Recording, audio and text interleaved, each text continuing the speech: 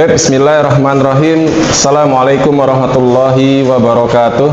Waalaikumsalam warahmatullahi wabarakatuh. Alhamdulillah wassalatu wassalamu ala Rasulillah wa ala alihi wa sahbihi wa mawala. Rabbi israhli sadri wa yassirli amri wahlul 'uqdatam min lisani yafqahul qawli.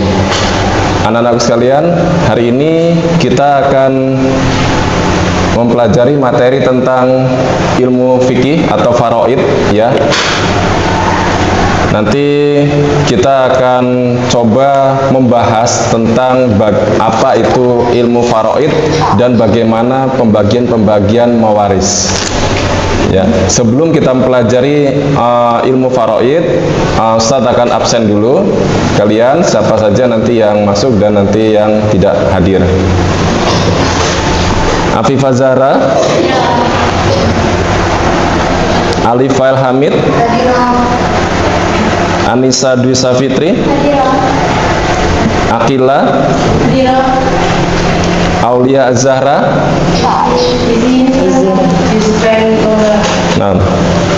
Azhurub Chandra, Azhara Meta, Dian, Maimuna, Ninis, Nafisa Lima, Naswa, Nazifira, Oki, Putri Raisa Nabila, Sakir, Sabrina Konita, Safa Manar, Sylvia Fasya, Cindy Fatma, Tiara, BBB ya, Trisma, Wafik Aziza, Zaida Zulfa, Revita Tian, Luna, Tip. Kita lanjutkan. Gimana? Sudah siap belajar? Kita akan bahas tentang pengantar ilmu fikih mawaris. Apa itu ilmu mawaris? Biasa dikenal disebut dengan sebutan faraid, ya. Faraid itu adalah ilmu yang membahas atau mempelajari bagaimana cara membagikan harta waris atau harta peninggalan kepada yang berhak menerimanya. Penerimanya itu disebut ahli waris.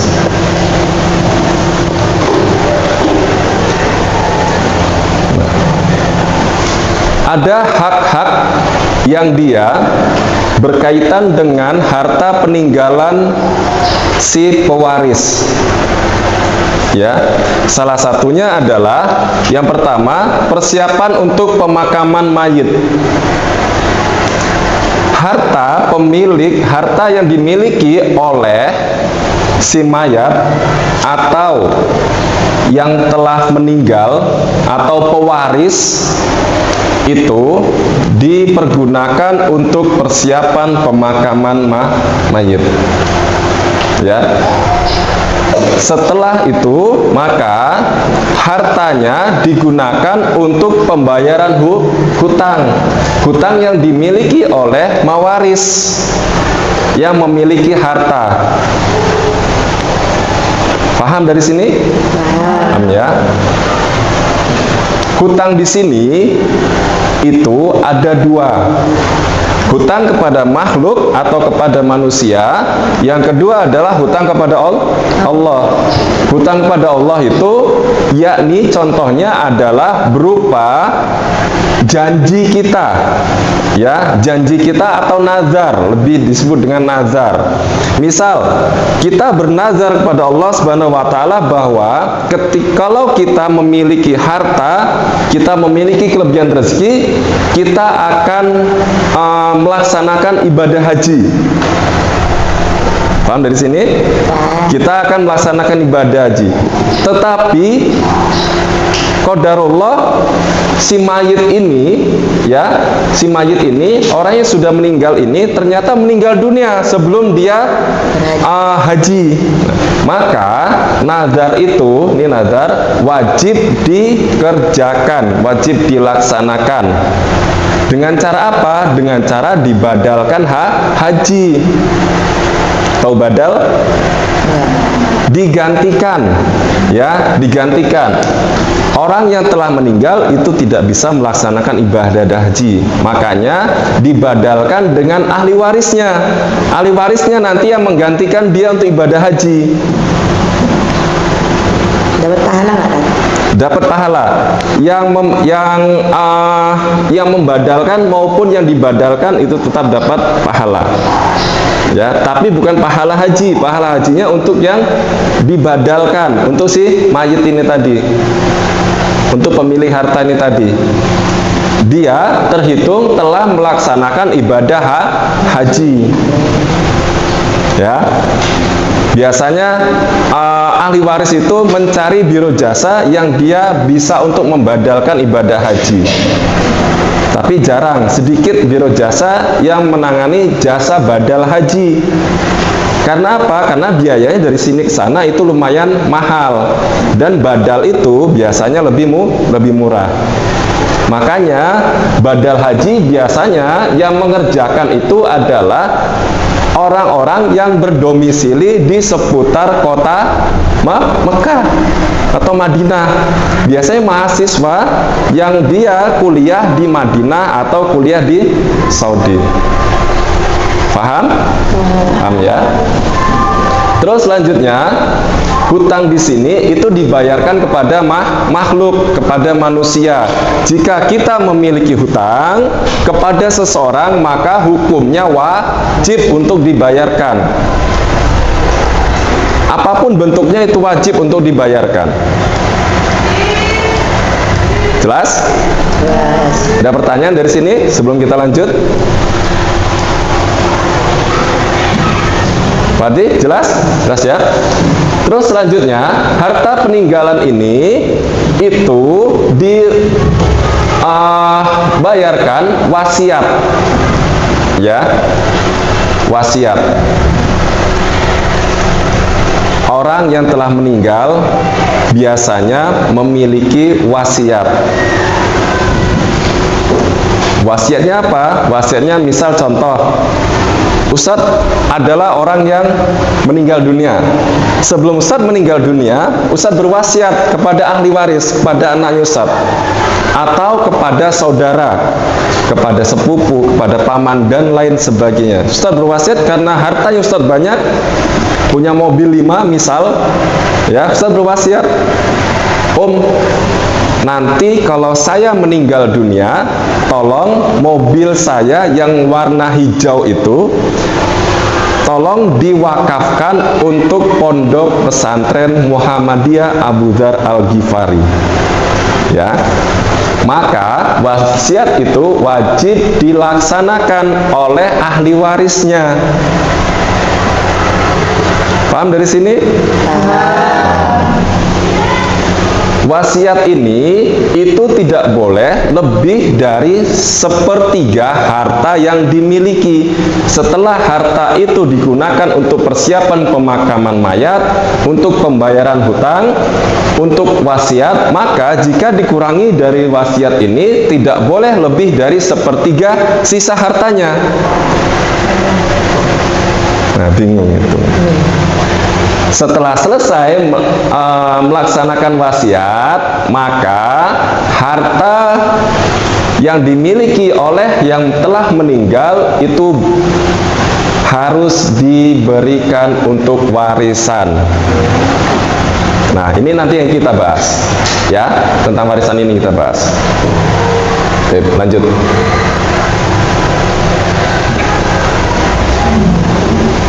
Dalam mawaris atau faraid itu ada rukun-rukunnya.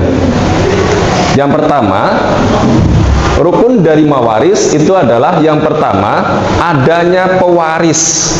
Pewaris ini adalah orang orang yang telah meninggal dunia atau orang yang memiliki harta yang telah meninggal dunia.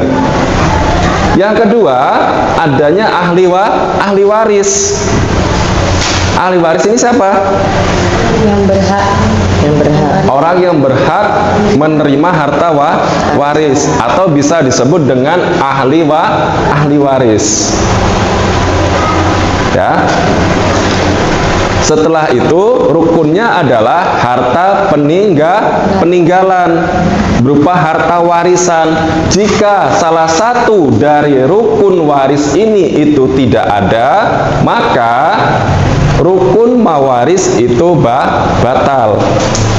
Ya. Ada pewaris, ada ahli waris, tetapi pewaris ini tidak meninggalkan harta warisan, batal karena tidak ada yang dibagikan. Begitupun sebaliknya, adanya ahli waris, adanya harta peninggalan, tetapi yang memiliki harta itu nggak ada, maka disebut ini bukan pembagian harta waris. Ada pertanyaan dari sini?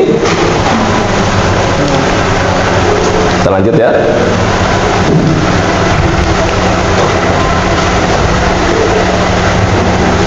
Nah, di sini adalah syarat-syarat waris. Paham nggak?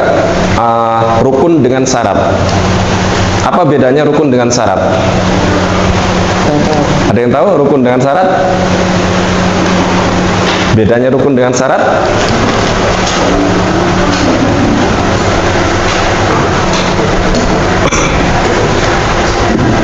Rukun, syarat. Tadi kita sudah bahas tentang rukun. Ya, sekarang kita bahas tentang syarat. Ada yang tahu? Rukun.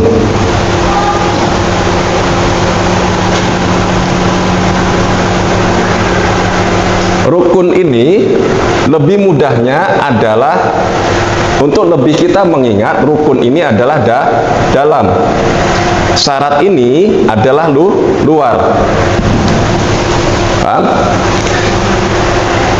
Rukun adalah segala hal yang harus dilakukan atau dikerjakan di dalam ibadah. Pembagian waris itu adalah ibadah, ya. Di dalamnya itu termasuk rukun. Pewaris, ahli waris, harta waris itu adalah rukun. Syarat itu adalah luar. Segala suatu hal yang dilakukan sebelum dilakukannya ibadah. Ya, jelas ya. Disebut dengan syarat. Contohnya adalah di sini wafatnya pewaris. Ini termasuk di luar dari pembagian harta waris. Pewaris ini harus wafat dulu. Ya. Kalau pewaris belum wafat, maka belum disebut dengan pembagian harta waris. Selanjutnya, hidupnya ahli waris. Ahli waris yang telah meninggal dunia, maka dia tidak berhak untuk mendapatkan harta waris. Yang ketiga, ilmu yang diperlukan tentang warisan. Ya, ilmu yang diperlukan tentang warisan.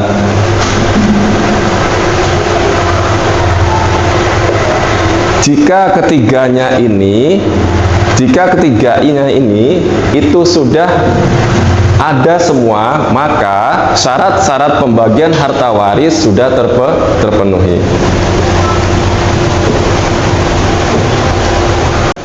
Baik, ini tadi tentang syarat-syarat waris. Sebelum kita lanjut, ada pertanyaan? Ustaz, yang berhak dapetin warisan itu siapa aja? Yang berhak dapat warisan. Baik. Nanti kita akan sampai ke sana. Nanti. Sebentar.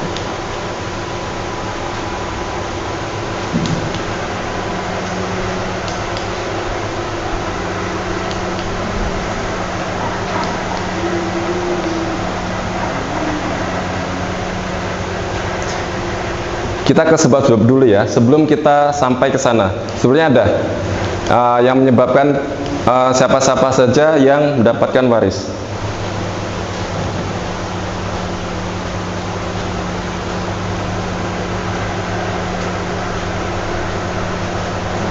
Nah, di sini, ya. Sebelumnya kita bahas dulu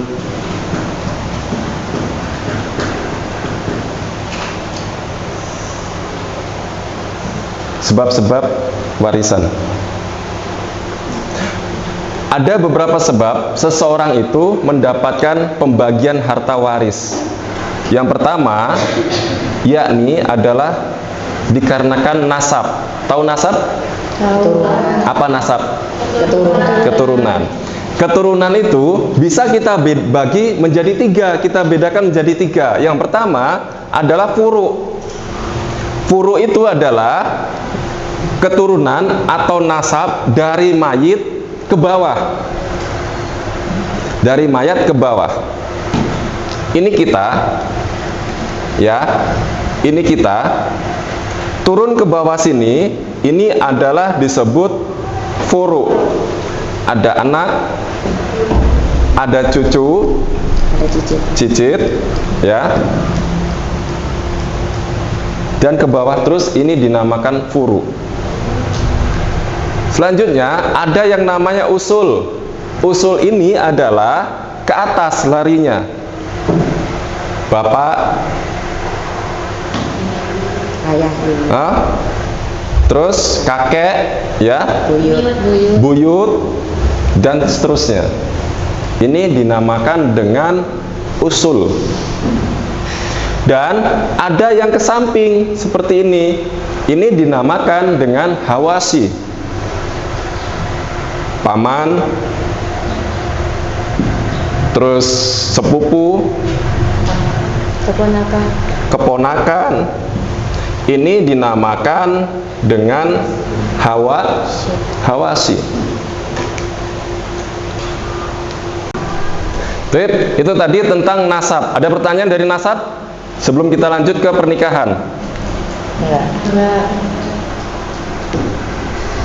Usul paham? Paham ya. Kita ke pernikahan. Yang menyebabkan seseorang mendapatkan harta warisan itu adalah salah satunya disebabkan oleh pernikahan. Pernikahan ini ada suami dan ada istri. Nggak mungkin nikah suami dengan suami atau istri dengan istri. Yang ada adalah pernikahan suami dan istri. Yang disebabkan oleh salah satu dari keduanya ini meninggal dunia, maka bisa dibagi harta waris.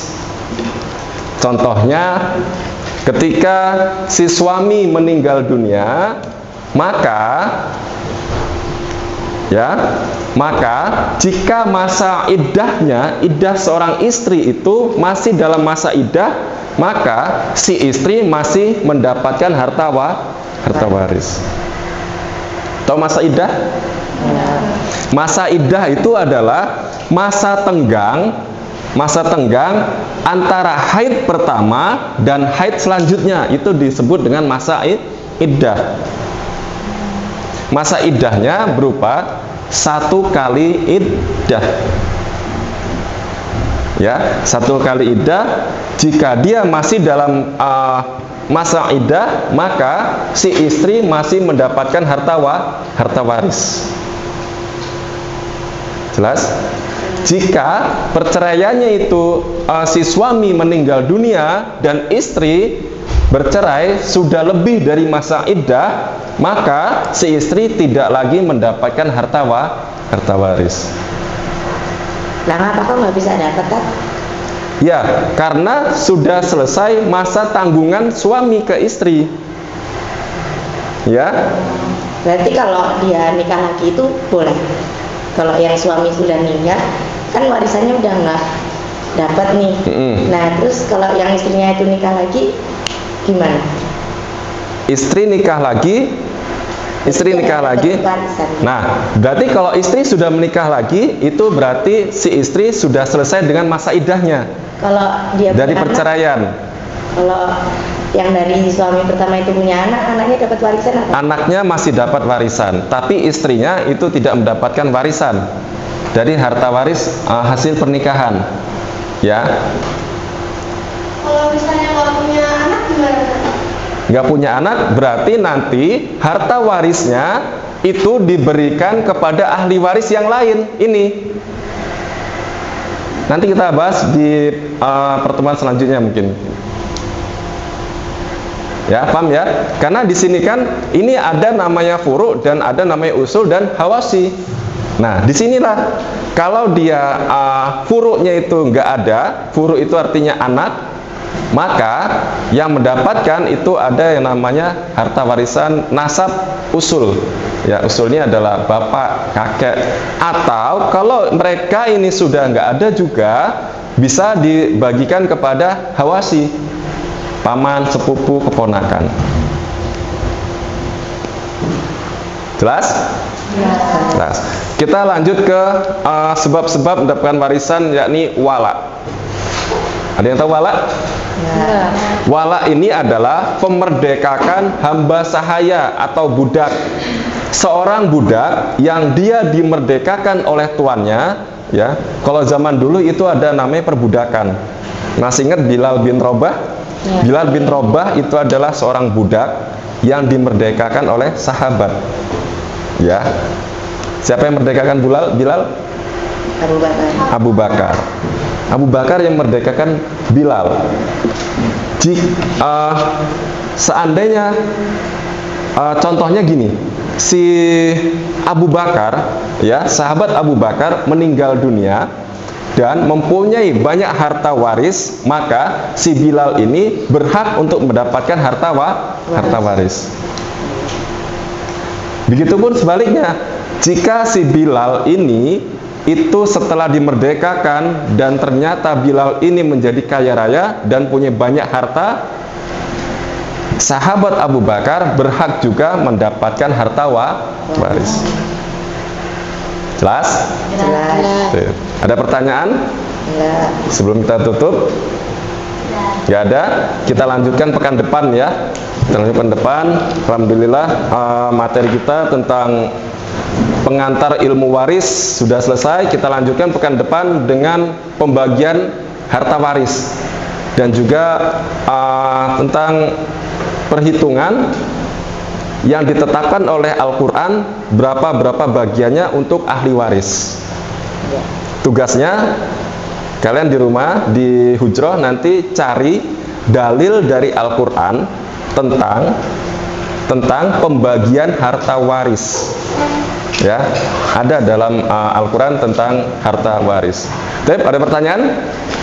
Habis. Nggak ada? Nah. Kita tutup dengan baca doa kafaratul majlis. Subhanallahumma wa bihamdika asyhadu an la ilaha illa anta astaghfiruka wa atubu ilaik. Saya ucapkan terima kasih, saya mohon maaf atas pertemuan kita pada siang hari ini.